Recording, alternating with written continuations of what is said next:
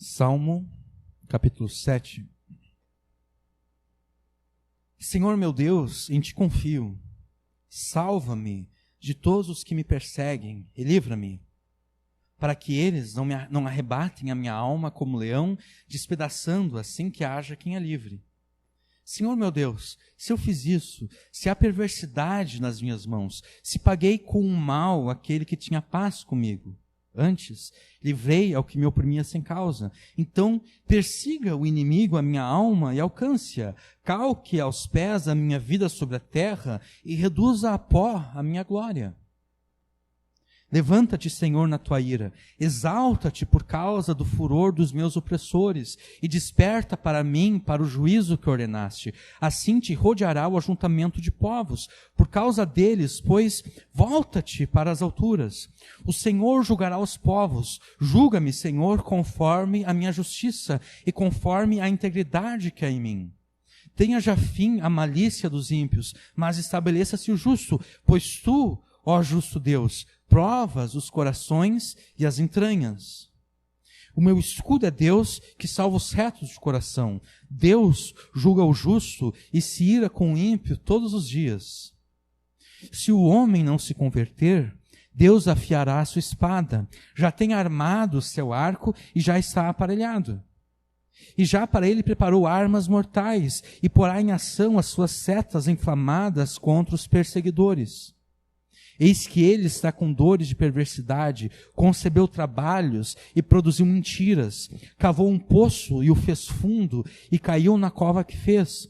A sua obra cairá sobre a sua cabeça e a sua violência descerá sobre a sua própria cabeça. Eu louvarei ao Senhor segundo a sua justiça e cantarei louvores ao nome do Senhor Altíssimo. Amém. O que você, um cidadão brasileiro, deve fazer caso se sinta prejudicado por alguma outra pessoa? O que você deve fazer? Você deve procurar os seus direitos. Ou melhor, não é que você deva procurar os seus direitos, porque se é direito, não é um dever. Né? Se é um direito, a pessoa tem a possibilidade de abdicar do seu direito. Se você se sentir prejudicado por qualquer pessoa, você sempre tem a opção de buscar reparações na justiça.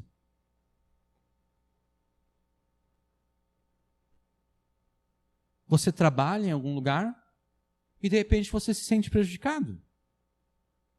Você sente que a empresa na qual você trabalha, de alguma forma, te prejudicou. Você pode entrar com um processo na Justiça do Trabalho.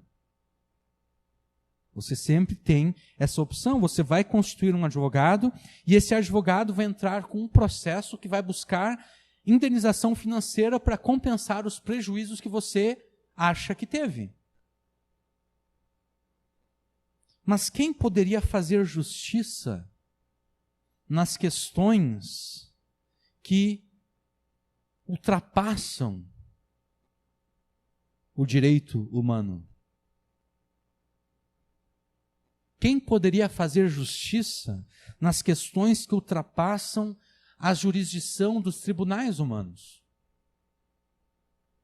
Ou ainda, quando os próprios juízes e tribunais humanos começam a fazer injustiças e se tornam corruptos, quem é que pode fazer justiça? Deus. Deus pode fazer justiça.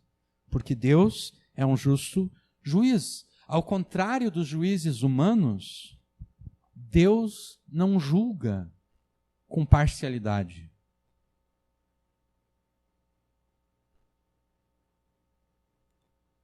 O símbolo da justiça é uma mulher vendada.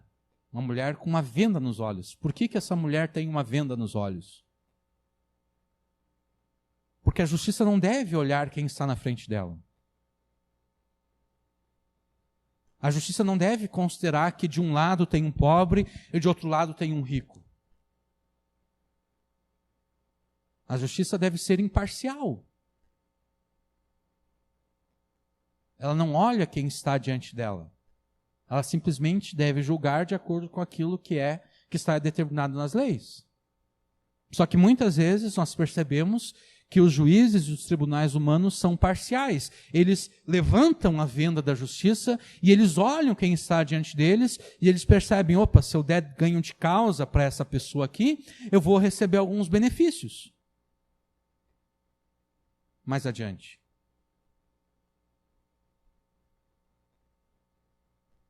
Então, ao contrário dos juízes e dos tribunais humanos, Deus é um juiz imparcial. Deus não está nem aí quem está diante dele.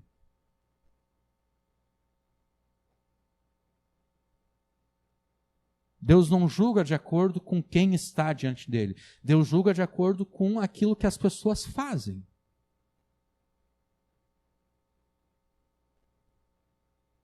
E ao contrário também dos juízes humanos, Deus não vende sentenças.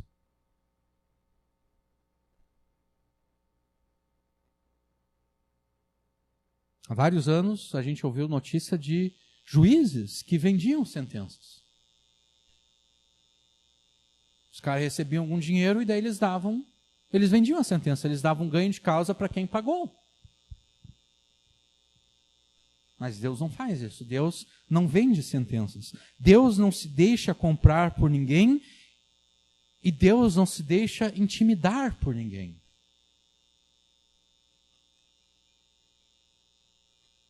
Se todos os tribunais e juízos humanos estão sujeitos a erros, estão sujeitos a errar, se todos os tribunais e juízes humanos estão sujeitos à corrupção, Deus continua sendo e sempre será um juiz justo.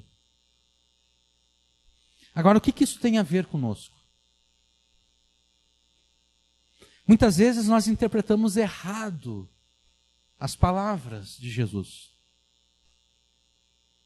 Porque por alguma razão não bíblica, alguma razão completamente ilógica, nós pensamos que aquilo que Jesus diz de alguma forma, contradiz o Antigo Testamento. Nós pensamos que aquilo que Jesus ensinou, de alguma forma, anulou o Antigo Testamento. Por exemplo, quando a gente ouve de Jesus as seguintes palavras: bem-aventurados os perseguidos por causa da justiça, porque deles é o reino do céu. Bem-aventurados sois quando vos insultarem, perseguirem e mentindo, disserem todo mal contra vós por minha causa. Alegrai-vos e exultai, pois a vossa recompensa no céu é grande, porque assim perseguiram os profetas que viveram antes de vós.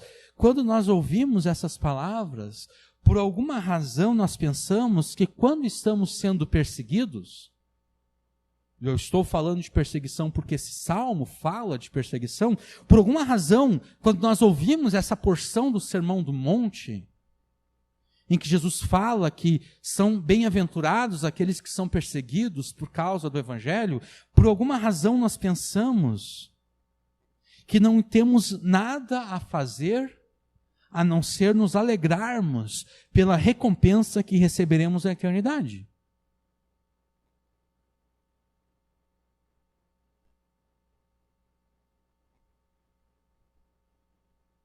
Por alguma razão nós pensamos que essas palavras de Jesus, por exemplo, anulam aquilo que o Salmo 7 nos ensina. Agora, será que o mandamento que Jesus nos deu de nos alegrarmos com a perseguição significa que devemos ficar passivos diante das injustiças que estamos sofrendo? Claro que não. O Salmo 7 nos ensina que sempre que formos perseguidos, nós podemos e devemos orar para que Deus faça justiça, nos salvando dos nossos perseguidores e punindo-os severamente.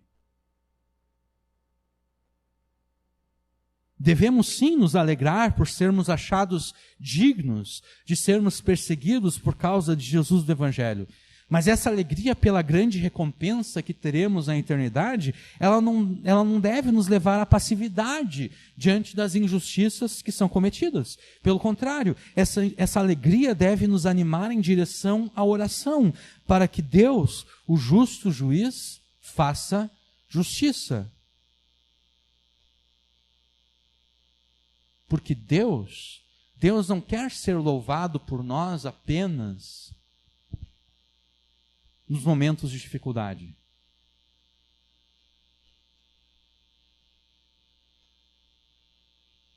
Deus quer receber toda a glória de nós.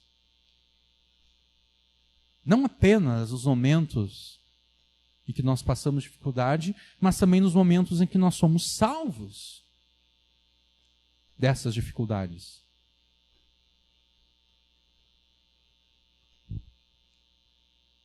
Sempre que nos sentirmos prejudicados, perseguidos, nós podemos e, na verdade, devemos orar a Deus para que Deus faça justiça. E, como consequência, Deus receberá de nós o louvor, não apenas aquele louvor que nós prestamos a Ele no meio das dificuldades, mas o louvor que nós prestaremos a Ele pela salvação que Ele nos deu. E quando eu falo de salvação aqui, eu não falo da salvação eterna, de termos recebido a vida eterna. Não, eu estou falando de salvação das dificuldades, salvação da perseguição. Deus quer ser louvado por ti, não apenas pela alegria em meio à perseguição, mas também pela libertação recebida. Ore para que Deus faça justiça, ore para que Deus te proteja, e então Ele te salvará e você o louvará pela salvação recebida. No versículo 1 nós vemos que Davi está sendo perseguido. Senhor meu Deus, em ti confio, salva-me de todos os que me perseguem e livra-me. Davi está sendo perseguido, não por uma, não por duas pessoas. Davi está sendo perseguido por várias pessoas. E no meio dessa perseguição, Davi reafirma a sua confiança em Deus. Porque seria muito fácil, no meio da perseguição, Davi simplesmente dizer: como é que eu posso continuar confiando nesse Deus que permite que essas coisas aconteçam? Mas Davi não permite que a sua fé seja abalada pela perseguição. Davi reafirma a sua confiança em Deus. E ao reafirmar a sua confiança em Deus, Davi implora que Deus o salve. Davi implora para que Deus o livra-me. Senhor meu Deus, em ti confio. Salva-me de todos os que me perseguem e livra-me. A palavra hebraica traduzida aqui como confiar, ela também pode ser entendida como buscar refúgio. Quando Davi diz a Deus: Senhor, em ti confio, Davi está dizendo: Senhor, eu estou buscando refúgio em ti. Eu estou buscando proteção em ti. Eu preciso que o Senhor me proteja. Nós não sabemos por que Davi estava sendo perseguido. Tem um título aqui: Sigaion, de Davi, cantou ao Senhor sobre as palavras de Cushi, homem benjamita. Mas no Antigo Testamento não aparece nenhum homem chamado Cushi que seja da tribo de Benjamim. Então a gente não sabe qual é a circunstância na qual Davi escreveu esse salmo. A gente só sabe que ele está sendo perseguido. E nessa perseguição que Davi está sofrendo, Davi busca refúgio e proteção em Deus. E se isso é verdade com relação a Davi, isso também é verdade com relação a nós. Diante das perseguições, ou qualquer outro tipo de sofrimento ou tribulação, somente em Deus nós podemos encontrar refúgio e proteção. Porque se nós não procurarmos refúgio em Deus, necessariamente nós vamos procurar refúgio em algum outro lugar. Porque não está na nossa natureza ficarmos desprotegidos diante das dificuldades. Nosso instinto de sobrevivência pede que nós busquemos refúgio, sempre que nos sentimos ameaçados. Se nós não procuramos refúgio em Deus, nós vamos procurar refúgio em algum outro lugar.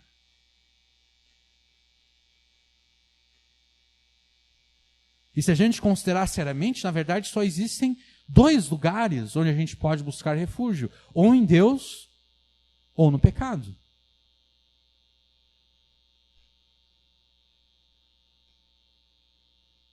Tem uma passagem no Antigo Testamento, agora não me recordo onde, mas Deus falando acerca do seu povo, Deus diz que o seu povo levantou e estava se refugiando debaixo da mentira. O povo de Deus, naquela circunstância, em vez de procurar proteção e refúgio em Deus, eles preferiram a proteção e refúgio do pecado, a proteção e o refúgio que a mentira traz, por exemplo.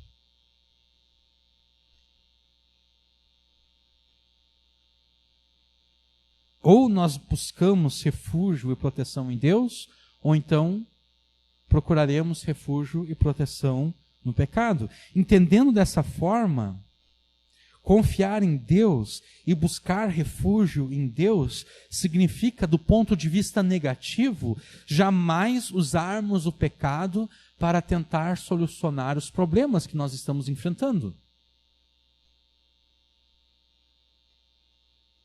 Se eu busco a proteção de Deus, se eu busco o refúgio em Deus, isso quer dizer que eu jamais posso usar o pecado para tentar resolver o problema que eu estou enfrentando. Isso do ponto de vista negativo. E do ponto de vista positivo, confiar em Deus e buscar refúgio em Deus significa que, além de que eu não vou tentar resolver o problema através do pecado, significa que eu vou resolver o problema e a dificuldade pela qual eu estou passando por meio da sabedoria de Deus, revelada a mim na lei de Deus, nos mandamentos de Deus.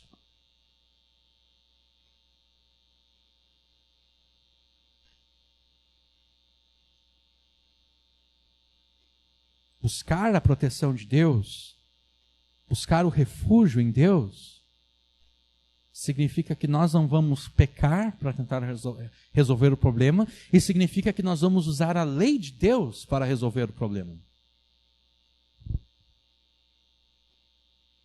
E tendo feito tudo o que estava ao nosso alcance, de acordo com a lei de Deus,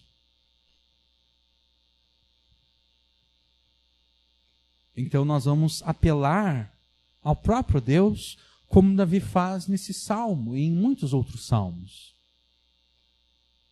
Davi fez tudo o que estava ao seu alcance, de acordo com a lei de Deus, para apaziguar e buscar reconciliação com aqueles que agora o estavam perseguindo. Mas todo o esforço dele foi em vão. Não porque a lei de Deus seja insuficiente para tratar dos negócios e dos relacionamentos humanos, mas porque aqueles que se colocaram contra Davi não estavam querendo a paz, eles não estavam querendo a reconciliação, eles estavam querendo apenas alguma desculpa para destruir Davi. E muitas vezes nós vamos encontrar isso, nós vamos encontrar esse tipo de pessoa, aquele tipo de pessoa que ela não quer de fato a paz, ela não quer a reconciliação.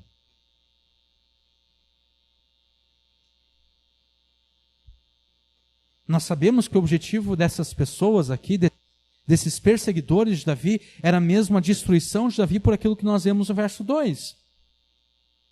Porque Davi quer ser salvo desses perseguidores? Por que Davi quer que Deus o livre? Versículo 2, para que eles, aqui não sei por que eles traduziram no singular, para que ele, não, é plural, para que eles não arrebatem a minha alma e como leão despedacem-a, sem que haja quem a livre. Os perseguidores de Davi queriam terminar com ele, eles eram como leões ferozes, que dilaceram as suas vítimas e as despedaçam de tal modo que ninguém pode salvá-las.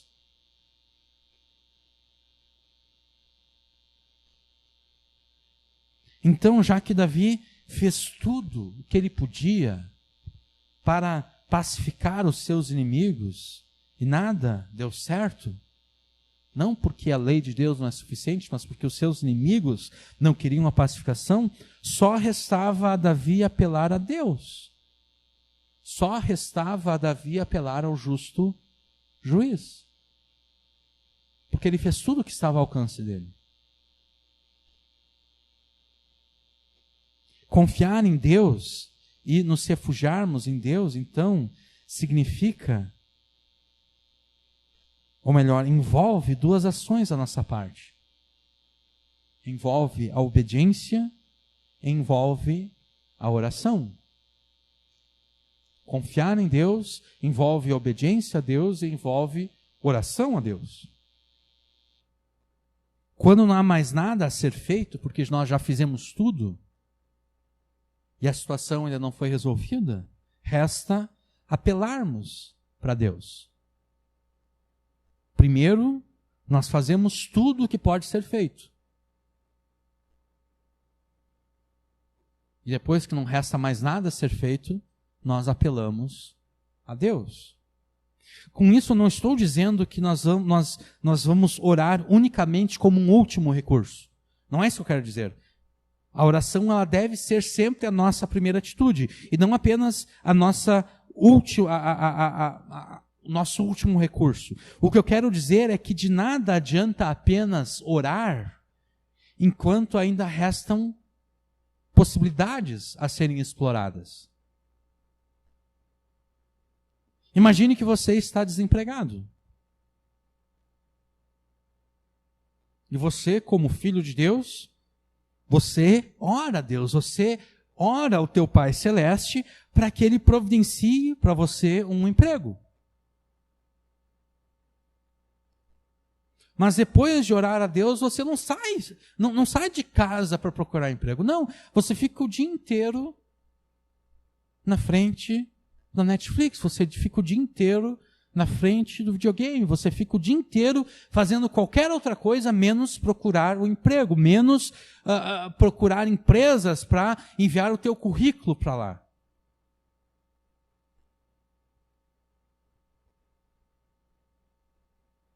Você consegue perceber o erro?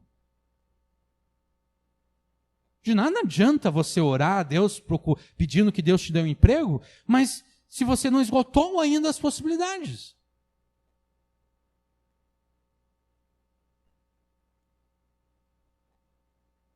Deus vai ficar olhando lá do céu para ti, tá bom? Tu disse que quer emprego, né? Mas por que tu fica o dia inteiro vagabundeando?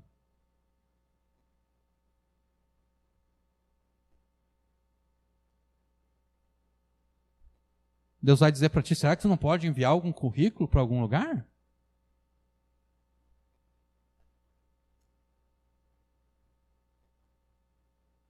Será que tu não pode olhar no classificado do jornal, ver se existe alguma vaga de emprego que se aplica a ti?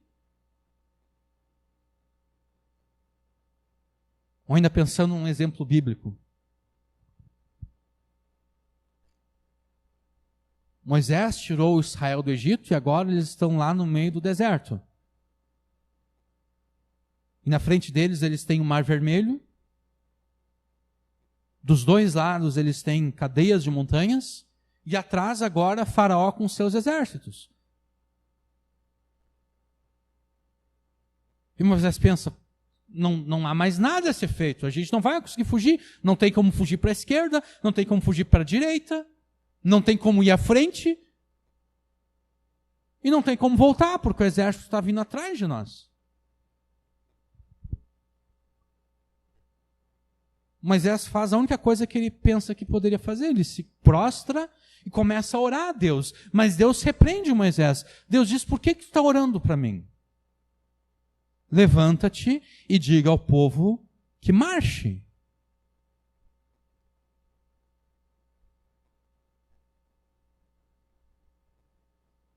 De nada adianta só orar, enquanto ainda restam outras coisas a serem feitas.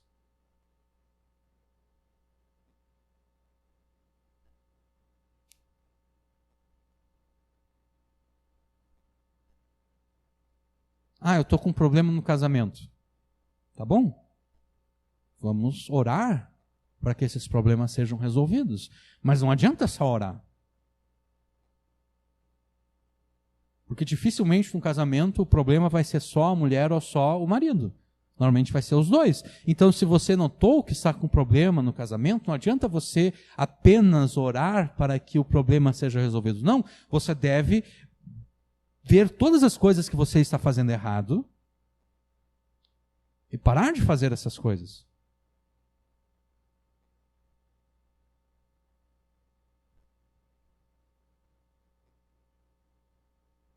Não adianta só orar enquanto a lei de Deus nos dá outras possibilidades. A gente vai orar sim, a oração é constante, mas não adianta apenas orar.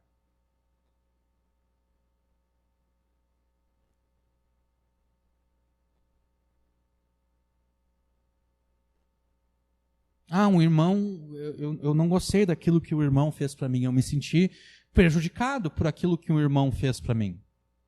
Eu não gostei da atitude dele, eu não gostei do que ele fez. Eu vou orar a Deus. Tudo bem? Ore a Deus. Mas a situação não vai ser resolvida só com a oração. Por quê? Porque Jesus disse: se teu irmão pecar contra ti, vai entre ti e ele só.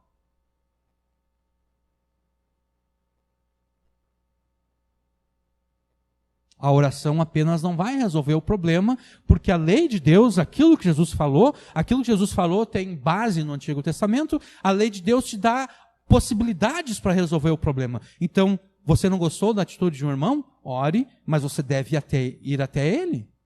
E diz: olha, eu não gostei do que tu fez.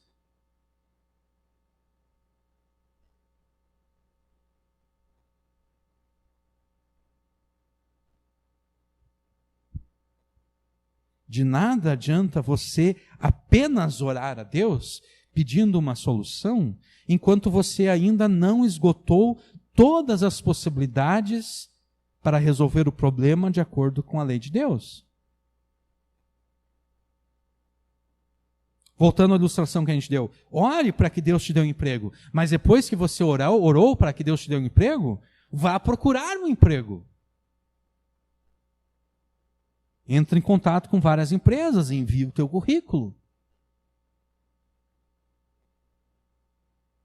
Alguém te fez o mal?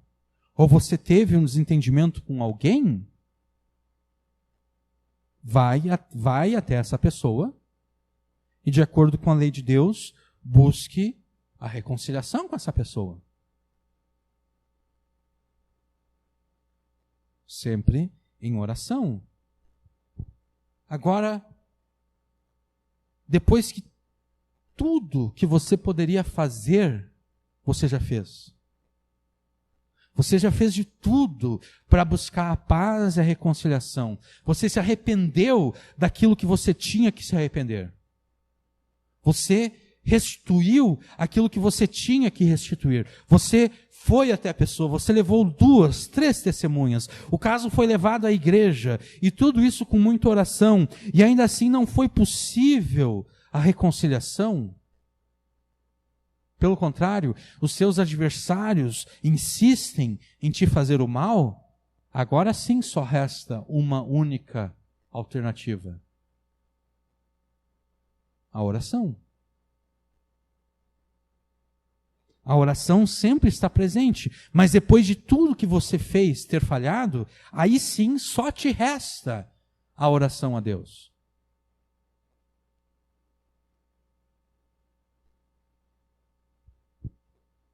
Confiar em Deus e nele se refugiar envolve, então, em primeiro lugar, obediência a Deus em tudo aquilo que Ele nos ordenou para que nós consigamos resolver o problema que nós estamos enfrentando, e então, em segundo lugar, a oração.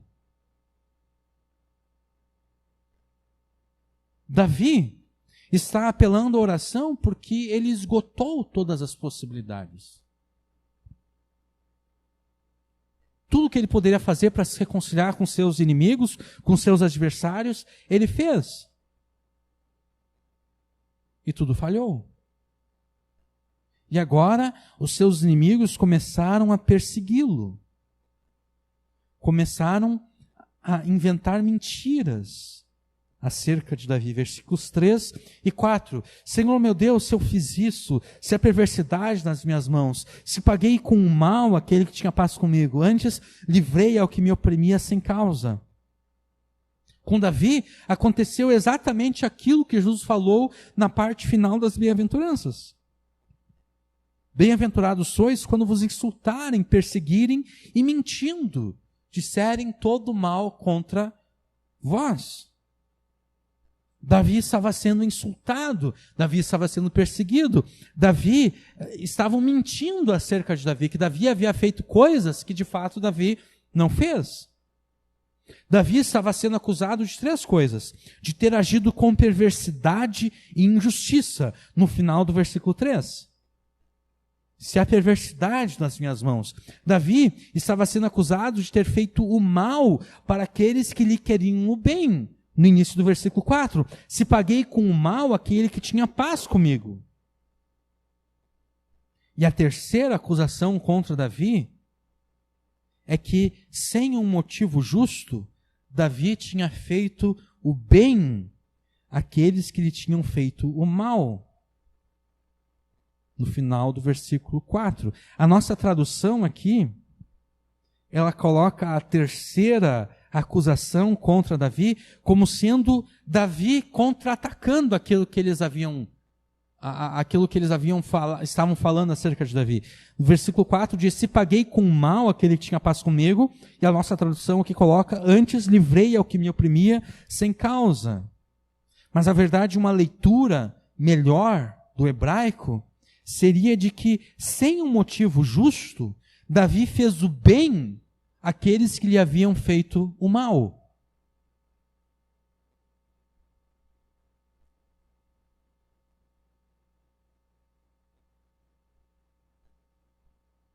Nós podemos achar estranho que a terceira acusação contra Davi seja de que ele tenha feito o bem àqueles que lhe fizeram o mal, porque afinal de contas não é isso que nós devemos fazer? Nós não devemos fazer o bem àqueles que nos fazem o mal?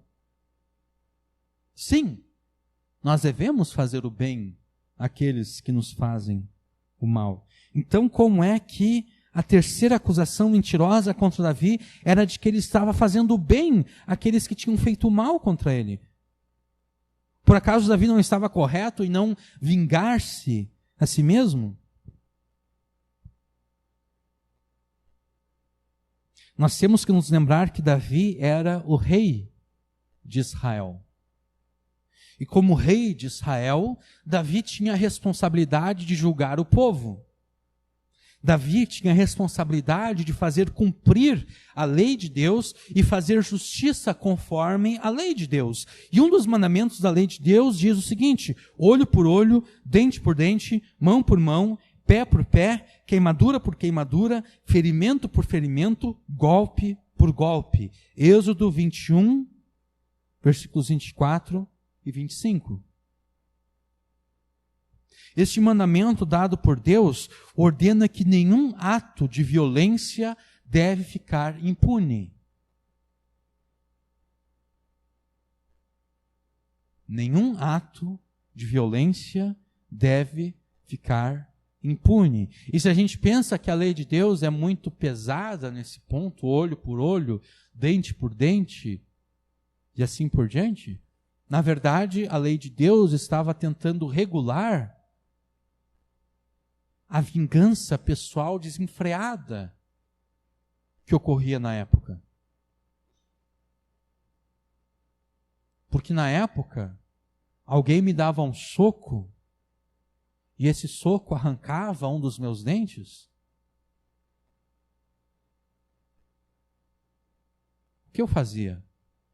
Eu pegava uma faca e matava a pessoa que me deu o soco e me arrancou o dente.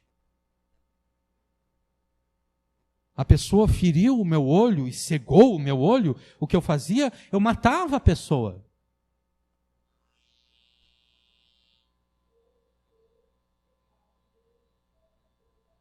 Mas normalmente era a vingança mesmo que matava a pessoa. Então, o que a lei de Deus veio fazer? Ela veio regular essa questão. Tudo bem, o teu dente foi arrancado? Dente por dente. Olho por olho. Mão por mão. Sim, pé por pé. Sim, ela é proporcional. Eu achei que eu poderia ferir o olho de alguém, cegar uma pessoa. A punição que eu vou receber é ser cegado. Então, esse mandamento dado por Deus ordena que nenhum ato de violência deve ficar impune. E a retribuição pelos atos de violência, eles devem ser recíprocos e em igual medida. Olho por olho, dente por dente, mão por mão, pé por pé e assim por diante. Ferimento por ferimento, golpe por golpe. Agora, essa lei, ela não dá permissão para que qualquer pessoa vingue-se a si mesma. Quando Jesus, por exemplo, lá no Sermão do Monte, em Mateus 5, ele fala, ouvistes o que foi dito, olho por olho, dente por dente, eu, porém, vos digo. E daí ele começa a falar como nós devemos nos portar. Não é que Jesus está se contrapondo a essa lei de Moisés. Porque Jesus não pode se contrapor a essa lei de Moisés, porque antes, no início do Sermão do Monte, Jesus disse que ele não veio para abrogar a lei, ele não veio para modificar a lei. Pelo contrário, ele veio para cumprir a lei. Então, qualquer leitura que a gente vai fazer depois daquilo que Jesus fala, ouvistes o que foi dito, nenhuma interpretação daquilo que Jesus fala, ouvistes o que foi dito, nenhuma interpretação deve anular a lei de Deus, porque Jesus mesmo disse que ele não veio para anular a lei.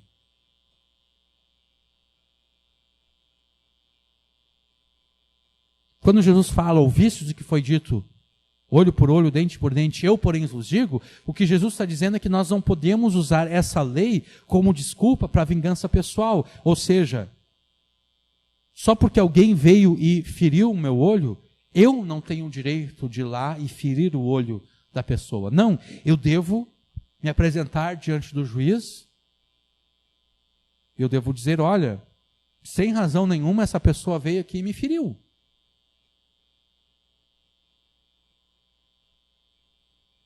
Aí o juiz, de acordo com a lei de Deus, ele vai pedir 2 ou 3 testemunhas de que de fato foi assim que aconteceu, que foi sem nenhuma razão, que a pessoa foi lá e me feriu, porque eu poderia estar mentindo, né? Eu poderia primeiro ter ferido a outra pessoa, e daí a pessoa veio e se vingou contra mim e feriu o meu olho, e daí eu, esperto, vou logo diante do juiz e digo, olha, essa pessoa que sem razão veio e feriu o meu olho. O juiz vai dizer, não, vamos analisar, vamos com calma aqui, eu preciso de testemunhas, eu preciso saber exatamente o que aconteceu, eu preciso de provas. Aí daqui a pouco vão aparecer 2, 3 testemunhas que vão dizer, de fato, ele foi ferido no olho, mas o que ele não te falou é que ele tinha prejudicado outra pessoa antes. Então eu vou apresentar o meu caso diante do juiz, o juiz vai analisar o caso, e daí se ele achar de fato que eu fui ferido sem nenhuma razão, aí ele vai dar a sua sentença, olho por olho, dente por dente, e assim por diante. Então, quando Jesus fala acerca desse mandamento, Jesus não está anulando esse mandamento. Jesus está simplesmente dizendo que eu não posso usar esse mandamento como desculpa para vingança pessoal. Então, essa lei não dá permissão para que qualquer pessoa vingue-se a si mesma.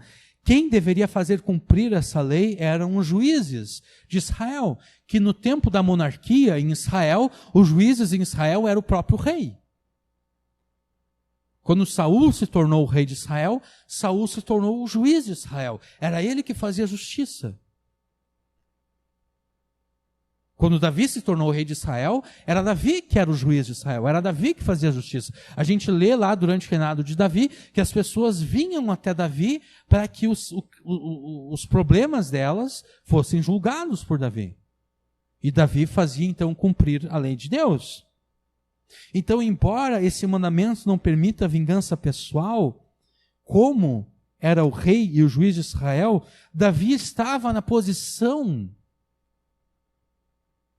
um tanto quanto privilegiada de poder vingar-se a si mesmo. Porque ele era o juiz.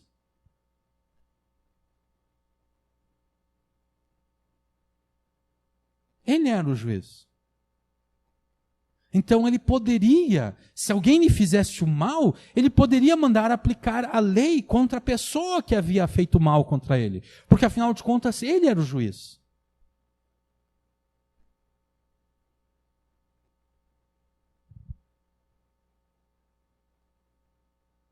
Se pararmos para pensar, as duas acusações falsas contra Davi, que constam no versículo 4, tentam mostrar que Davi era um péssimo juiz.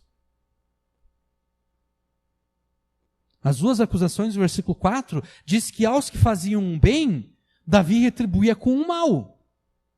E aos que lhe faziam um mal, Davi retribuía com um bem.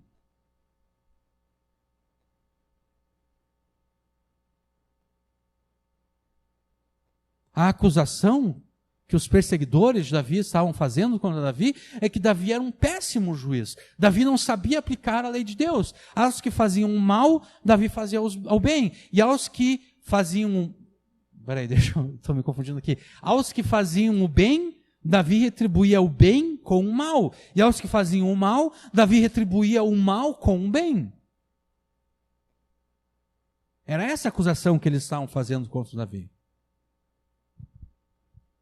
Recapitulando então, Davi estava sendo acusado de 3 coisas: de ter agido com perversidade e injustiça, no final do versículo 3, de ter feito o mal para aqueles que lhe queriam bem, no início do versículo 4, e de sem um motivo justo fazer o bem àqueles que lhe tinham feito o mal, no final do versículo 4.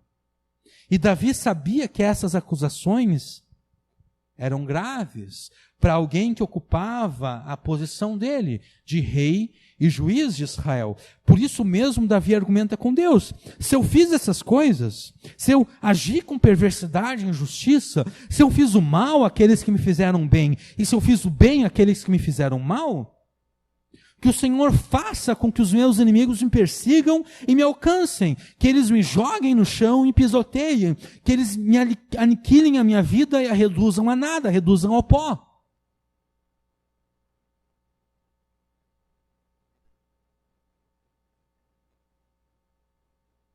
Persiga o inimigo a minha alma e alcance-a.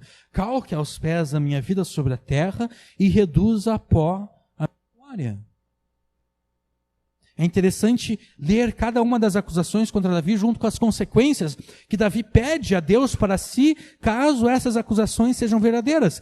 Se eu agir com perversidade e injustiça, que os meus inimigos me persigam e me alcancem. Se eu fiz o mal àqueles que me fizeram bem, que os meus inimigos me joguem no chão e me pisoteiem. Se eu fiz o bem àqueles que me fizeram mal, que os meus inimigos aniquilem a minha vida e a reduzam a nada, a reduzam a pó.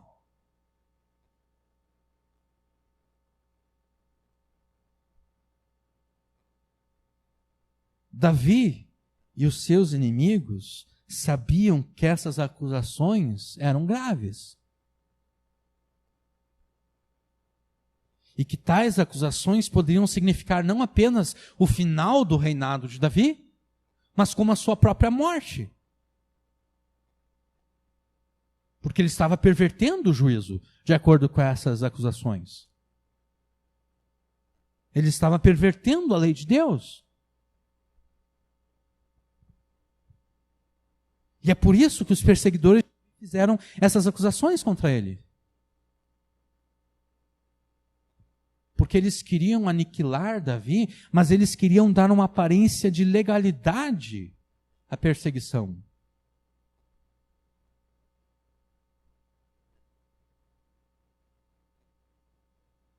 Eles queriam destruir Davi, mas eles não queriam que as pessoas os vissem como os vilões da história. Eles queriam que as pessoas os vissem como os mocinhos, como aqueles que estavam querendo o bem. E é por isso então que eles inventam essas acusações contra Davi.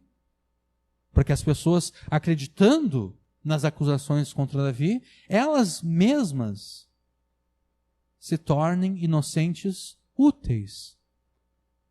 pedindo o fim do reinado de Davi, pedindo a morte de Davi.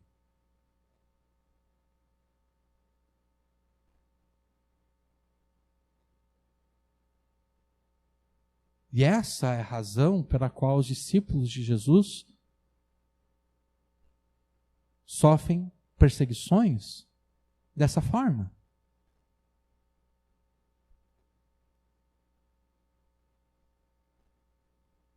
As pessoas mentem acerca dos discípulos de Jesus para dar uma aparência de legalidade à perseguição.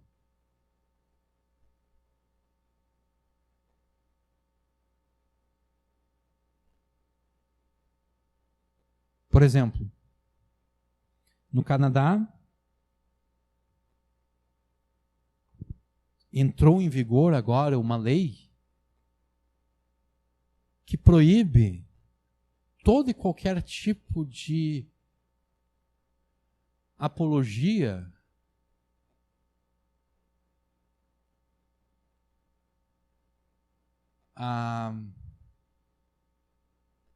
melhor, colocando de uma outra forma, entrou em vigor uma lei que proíbe qualquer pessoa de falar contra o homossexualismo, contra a prática homossexual.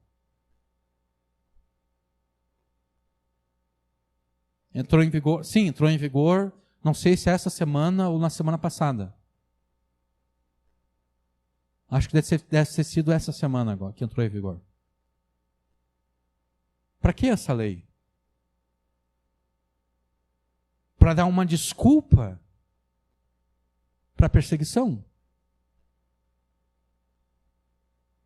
Para mostrar, olha, eles descumpriram a lei. Então agora a gente pode prendê-los. E o interessante é o que vai acontecer no Canadá no domingo. Muitas igrejas, não todas, mas muitas igrejas, isso no Canadá, nos Estados Unidos, principalmente nos países de fala inglesa, né? Canadá, Estados Unidos, Inglaterra, Austrália. Nesse domingo, muitas igrejas vão fazer uma pregação especial sobre o que a lei de Deus diz acerca da sexualidade humana. Os perseguidores de Davi fizeram essas acusações porque eles queriam dar uma aparência de legalidade ao seu intento de destruir a Davi. Mas tanto Davi quanto Deus sabiam que nenhuma daquelas acusações eram verdadeiras. Deus e Davi sabiam que essas acusações eram completamente falsas. E por isso mesmo Davi implora para que Deus venha e lhe faça justiça. Versículo 6. Levanta-te, Senhor, na tua ira, exalta-te por causa do furor dos meus opressores e desperta por mim para o juízo que ordenaste. Pelas palavras que Davi usa aqui no versículo 6, Davi esperava que Deus já tivesse feito justiça há muito tempo. Para Davi parecia que Deus estava deitado eternamente num berço esplêndido, dormindo. É por isso que Davi usa essa linguagem. Levanta-te, Senhor. Exalta-te, desperta. Parece que o Senhor está dormindo aí no céu. Será que o Senhor não está vendo o que eles estão fazendo comigo?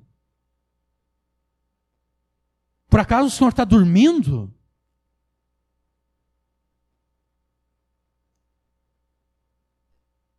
Desperta, levanta-te.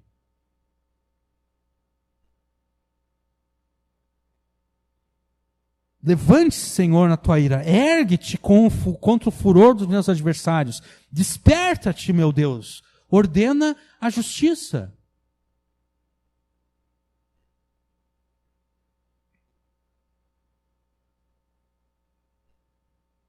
A nossa tradução aqui no versículo 7 ficou meio confusa.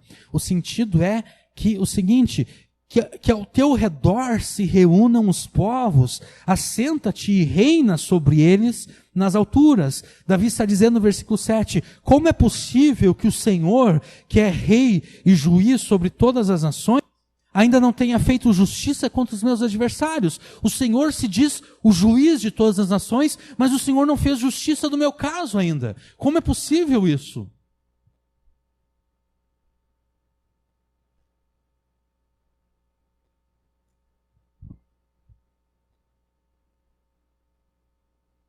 E tendo certeza da sua inocência e da culpa dos seus perseguidores, Davi prossegue nos versos 8 e 9. O Senhor julgará os povos. Julga-me, Senhor, conforme a justiça e conforme a integridade que há em mim. Tenha já fim a malícia dos ímpios, mas estabeleça-se o justo. Pois tu, ó justo Deus, provas os corações e as entranhas. Assim, o que ele está dizendo nos versículos 8 e 9? Assim como o Senhor julga a todos os povos, julga-me, Senhor, e veja como eu sou inocente de todas as acusações que foram feitas contra mim, e declara a minha integridade. Ó tu que sondas os pensamentos e as intenções, dá um fim aos ímpios que praticam o mal, e firme em segurança aqueles que são justos.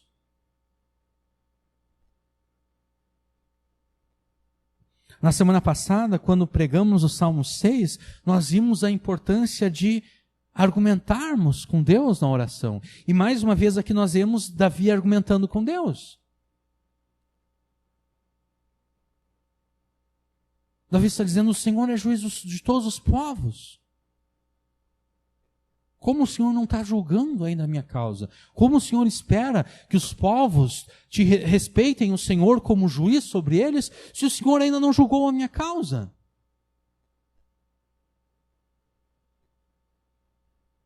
Davi está argumentando com Deus.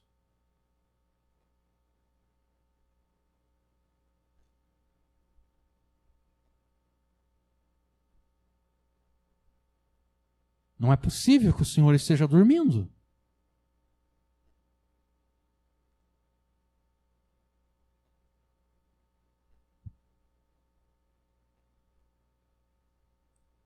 Davi está argumentando com Deus mais uma vez. E nós devemos perceber como a argumentação que nós fazemos com Deus em oração, ela deve ser suportada por uma vida de obediência a Deus. Porque imagine que Davi de fato fosse culpado das acusações que estavam sendo feitas contra ele. Argumentando dessa forma com Deus em oração, Davi estava pedindo que Deus o condenasse. Né? Se Davi de fato fosse culpado das acusações que estavam sendo feitas contra ele, e ele orasse dessa forma, para que Deus de fato pusesse um fim à malícia dos ímpios, se Davi fosse culpado das acusações, ele seria um ímpio, ele seria um desses que estavam agindo com malícia. Davi estaria pedindo que Deus o destruísse.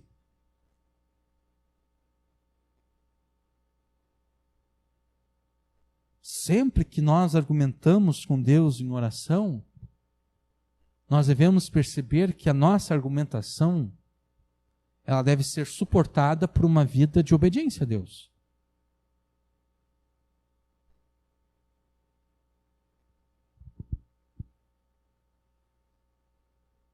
Nas suas orações, você também deve apelar para que Deus faça justiça contra os seus inimigos. Talvez os teus inimigos sejam de carne e osso, pessoas que estão mentindo a teu respeito. Talvez agora, neste momento, os teus inimigos sejam apenas inimigos espirituais. Apenas o diabo. Talvez não exista ninguém que esteja mentindo agora a teu respeito. Talvez não exista ninguém que esteja inventando coisas a teu respeito para te prejudicar. Talvez os teus inimigos sejam apenas espirituais. Ou talvez, nesse exato minuto, o teu maior inimigo sejam os teus próprios pensamentos, a tua própria carne. Não importa quem sejam os teus inimigos. Você deve orar a Deus para que Deus julgue entre você e os teus inimigos e que dessa forma Deus te faça justiça. E ao orar para que Deus faça justiça contra os teus inimigos, você deve se assegurar de que você realmente é inocente.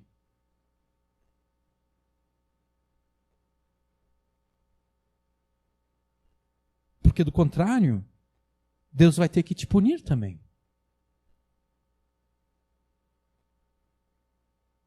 ao orar para que Deus faça justiça contra os seus inimigos, você deve estar seguro que você, de fato, é inocente.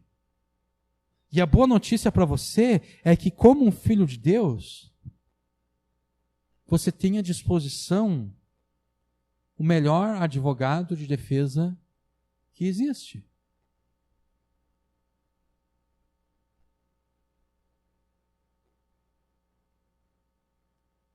O Senhor Jesus. Se por acaso você não é tão inocente assim,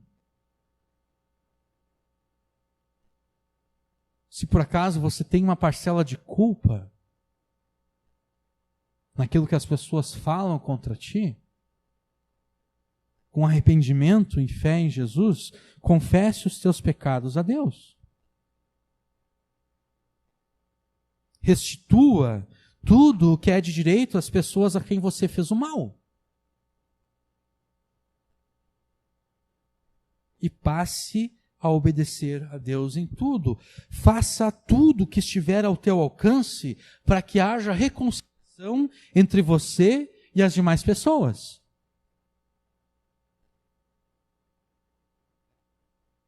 Faça tudo o que estiver ao teu alcance para que haja pacificação, para que haja reconciliação. E se mesmo depois de esgotadas todas as possibilidades que a lei de Deus te oferece, mesmo depois de você ter feito tudo o que está ao teu alcance, se ainda assim os teus inimigos ainda querem te fazer o mal, se eles não aceitaram o teu arrependimento, se eles não aceitaram aquilo que você restituiu a eles,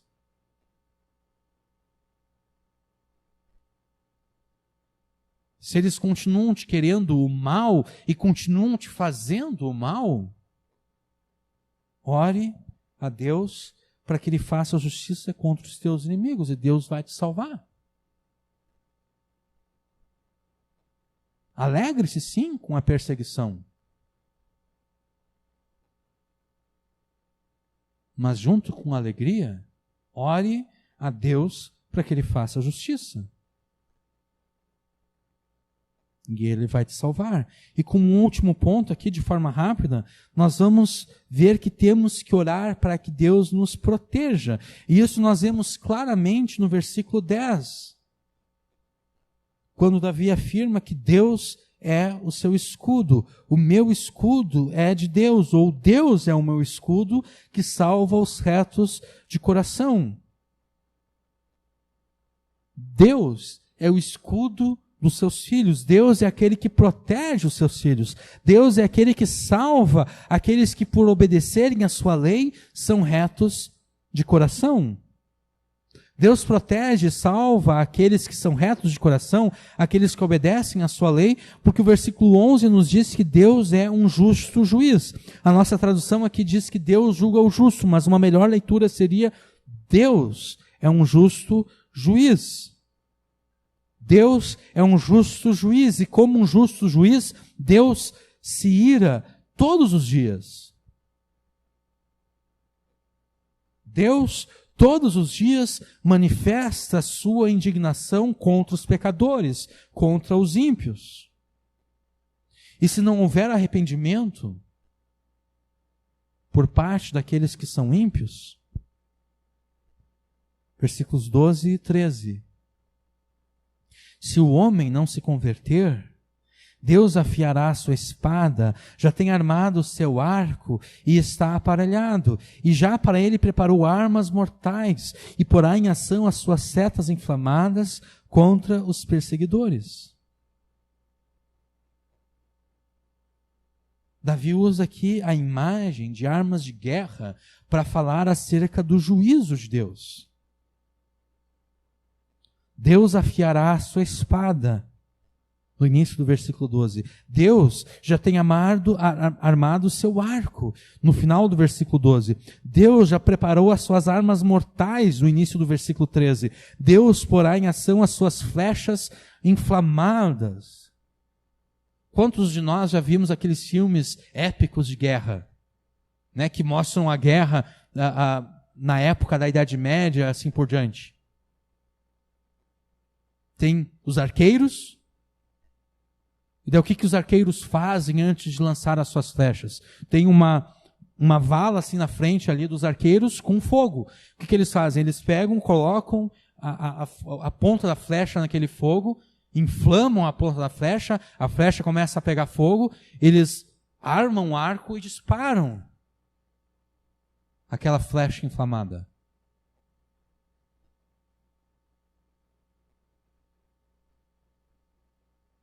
E uma flecha inflamada é muito útil. Porque imagina uma flecha encravando numa pessoa. É um ferimento grave. Agora imagina uma flecha inflamada encravando na pessoa.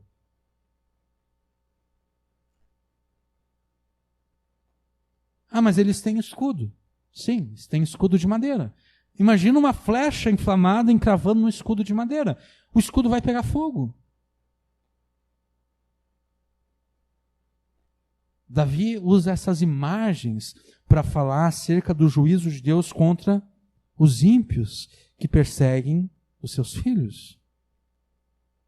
Se não houver arrependimento por parte daqueles que te perseguem sem causa, Deus os destruirá completamente.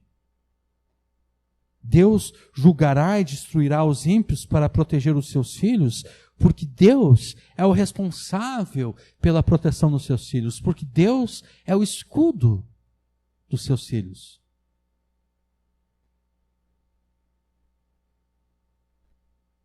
E o juízo de destruição que Deus trará sobre os ímpios que perseguem os seus filhos, o juízo e a destruição de Deus são justos.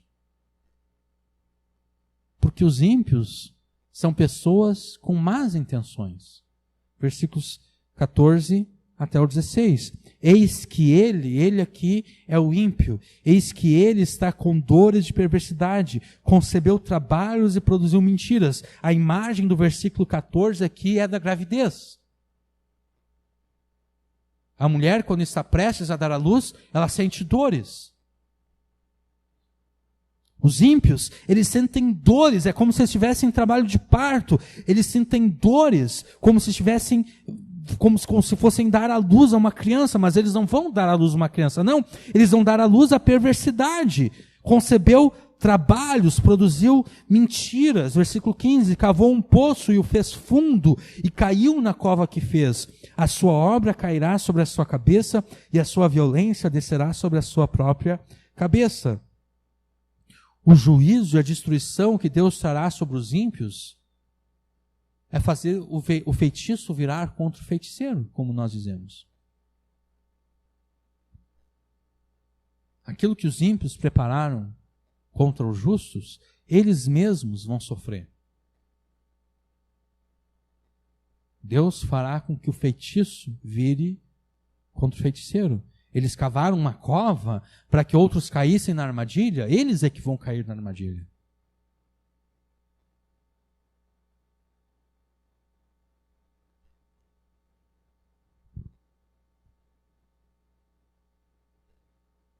Sempre que você estiver sendo perseguido pela tua fé em Jesus e pela tua obediência a Deus, e te parece que Deus está demorando em sair em tua defesa, ore a Deus, ore ao teu Pai.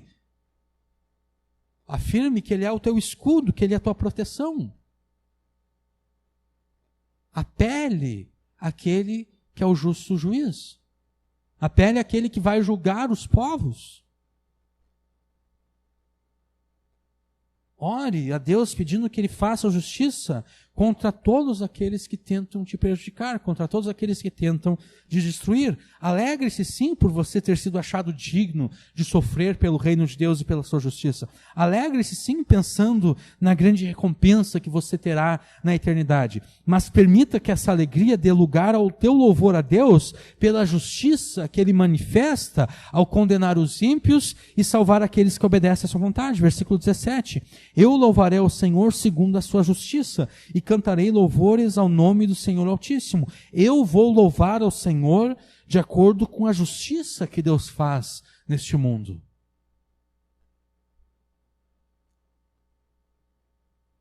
Eu vou louvar ao Senhor porque Ele é um justo juiz.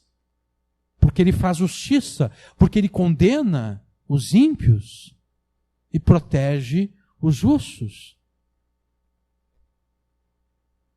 Agora, como você poderia louvar a Deus pela justiça dele, se você não ora para que Deus faça justiça?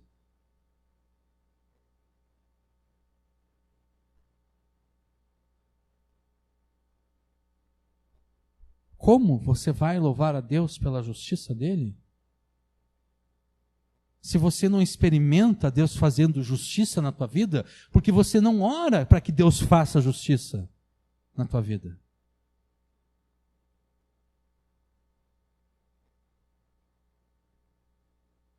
Ao não orar para que Deus faça justiça na tua vida, você está privando Deus do louvor que Ele gostaria de receber por ter feito justiça na tua vida.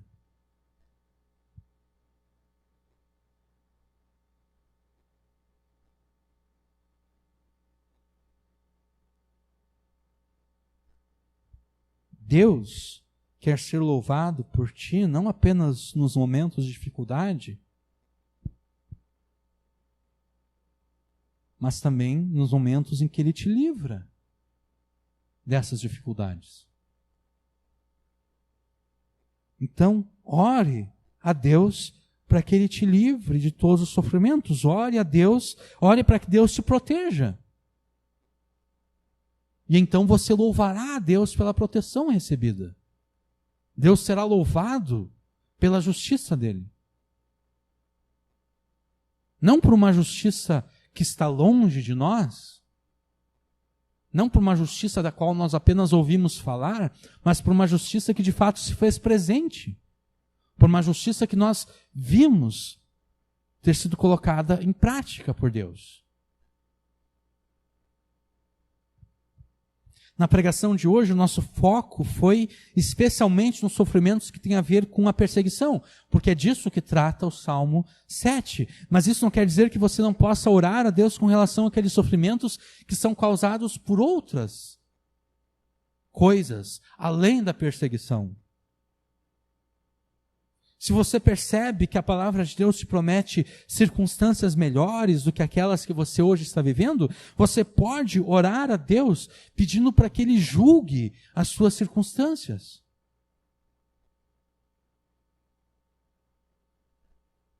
Para que Ele julgue as suas circunstâncias de acordo com aquilo que Ele mesmo fala na sua palavra. E que de acordo com a graça e a misericórdia dele, Ele te livre de todo mal. Ele mude tudo aquilo que entristece e magoa o teu coração. Ore para que Deus faça justiça e te proteja, e então Ele te salvará e você o louvará pela salvação recebida. Amém.